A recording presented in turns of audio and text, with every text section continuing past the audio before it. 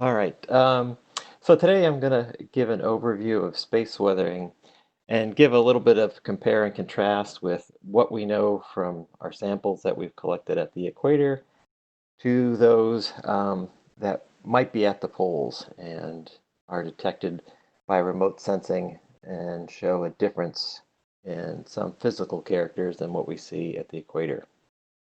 So as a quick review, we know space weathering as a phenomena based through TEM studies, magnetic studies, geochemical, spectral data of lunar regolith samples.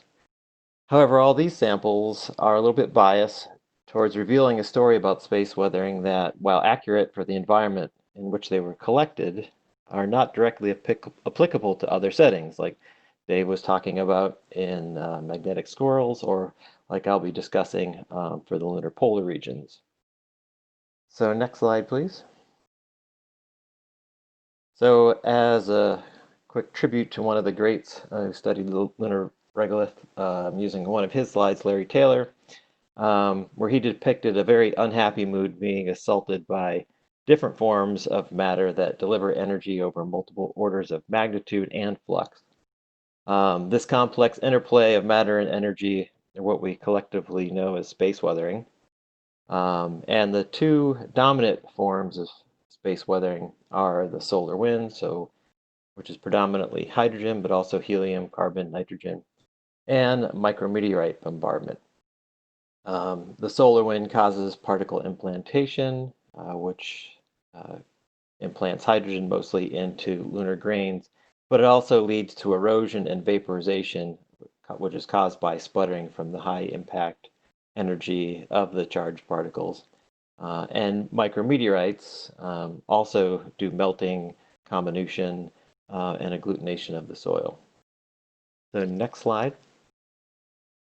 So if we take a look at soil, you can see it's a very fine mixture of mineral fragments, rock fragments, and different types of glasses. The image on the right is from John Wood from samples or soils from Apollo 11, so it's mostly basaltic. And what we can see is, basaltic mineral fragments, as well as volcanic glasses and impact glass in the form of spherules and glass fragments. And these can be distinguished by size, but mostly by chemistry. Delano 86 has different chemical parameters for differentiating between those two types of glasses. And then there is agglutinate glass, kind of in the middle frame there. It looks basically like black gum that's been dropped into a black sand beach in Hawaii. And agglutinates reflect the chemistry of the bulk soil in which they are found, pretty much, with the difference being that in mare soils, the agglutinates tend to be a little bit enriched in aluminum and depleted in iron, compared to the less than 45 micron soil component. And in highlands, it's just the opposite. They typically contain less aluminum and more iron than the bulk regolith. Where do the components come from? So in any scoop of soil, much of it comes from the nearby neighborhood, both laterally and underlying bedrock. Some of it contains from the local region, and then some comes from a very broad surroundings. And that little block of plage or feldspar-rich material in the sample is what led John to, be able to come up with the lunar magma ocean hypothesis without, actually landing in the highlands. So even a small scoop of soil can tell you a lot about the whole moon. All right, next slide, please. So the particle range is enormous, as we heard earlier. It goes from boulders to micron size. The average size is about 40 to 70 microns.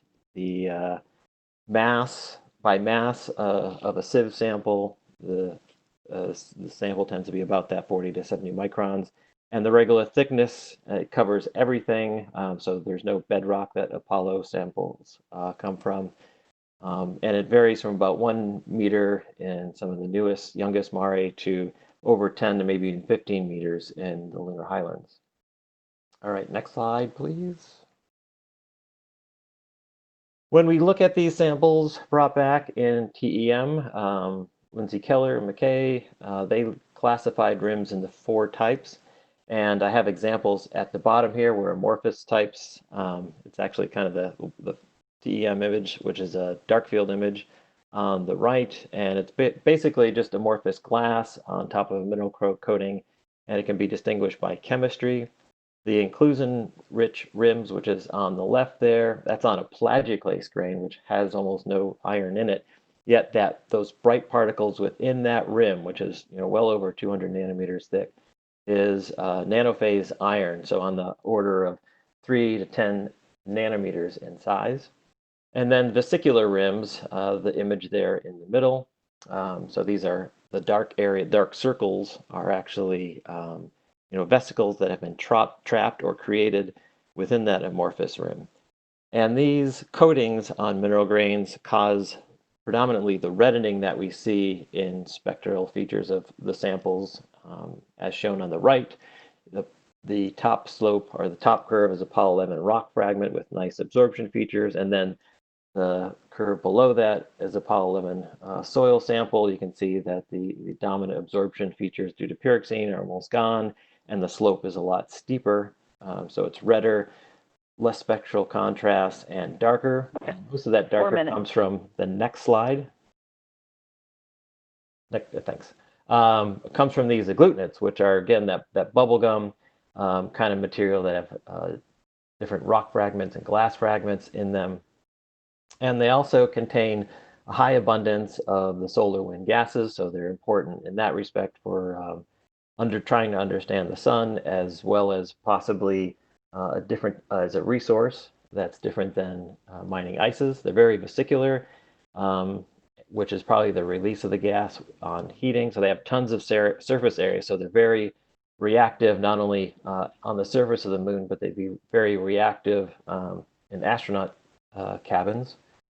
And they contain not only the small nanophase iron, but also much larger nanophase iron, larger than 50 nanometers. And they're predominantly what causes the darkening of spectra as it matures. Next slide.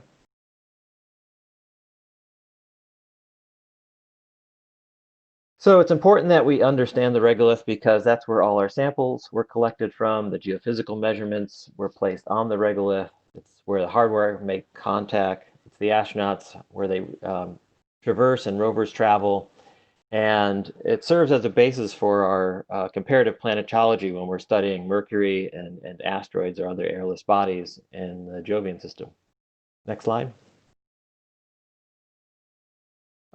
We can use remote sensing. One of the powers is to take it from where we have samples at the equator and look at the chemistry, mineralogy, and physical properties of the places where we haven't sampled, like the poles. And you can see the different types of remote sensing look at the regolith to different depths, from microns to tens of meters.